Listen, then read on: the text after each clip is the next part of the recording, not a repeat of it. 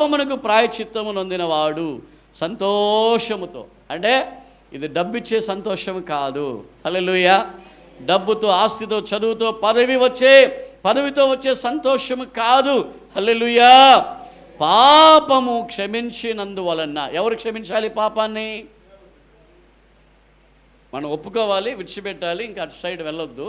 కానీ దేవుడు క్షమించాలి. అటివాడు ధన్యుడు. దేవునికి మహిమ కలుగును గాక. హల్లెలూయా. పాపము క్షమింపబడినందున వచ్చే రక్షణ సంతోషమే ఈ శిష్యుడు అనుభవిస్తున్న సంతోషము. Amen, amen. శిష్యులు ఎప్పుడు బానిసలు కారు. హల్లెలూయా.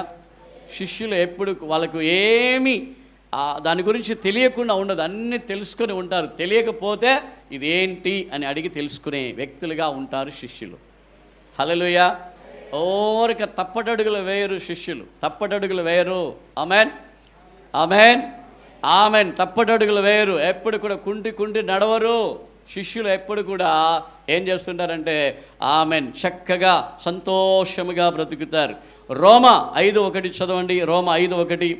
రోమిలకు రాసిన పత్రికలో నుండి ఈరోజు మనం చూద్దాం. రోమా 5:1.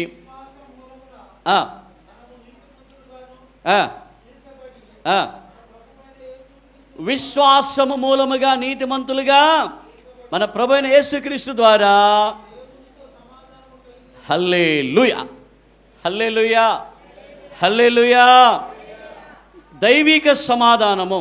ఇక్కడ ఏంటంట? Peace with God, peace of God అనే యొక్క కార్యాన్ని ఇక్కడ మనం చూస్తూ ఉన్నాం. విశ్వాసము మూలముగా నీతిమంతులు మన ప్రభువైన యేసుక్రీస్తు ద్వారా దేవునితో సమాధానము కలిగి ఉందాము. హల్లెలూయా. ఎలా నీతిమంతులా?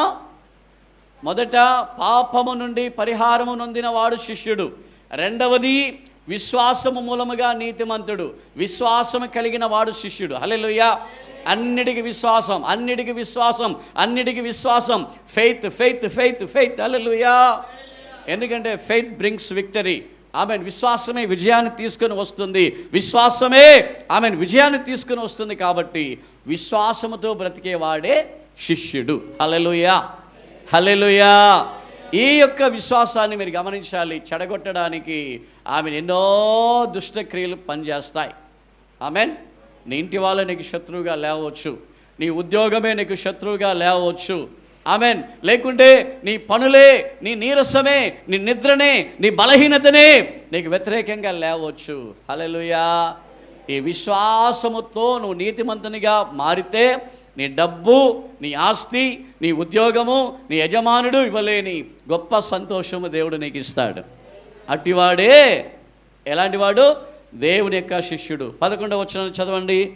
రోమా 5:11. తొందరగా ముగించేద్దాం.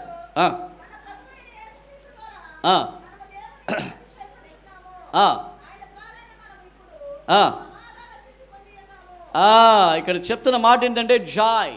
హల్లెలూయా. ఇక్కడ ఏమని చెప్తున్నా అంటే మన ప్రభువైన యేసుక్రీస్తు ద్వారా మనము దేవుని యందు అతిశయపడుచు ఉన్నాం. మన అతిశయం ఎక్కడ? దేవుని యందు. హల్లెలూయా, హల్లెలూయా. దేవుని యందే మన అతిశయము. నా అతిశయము నీవే. ఆమెను మన జాయ్. ఆమెన్. దేవునితో కూడా, దేవునిలో మనకు సంతోషము, దేవునిలో చిరునవ్వు.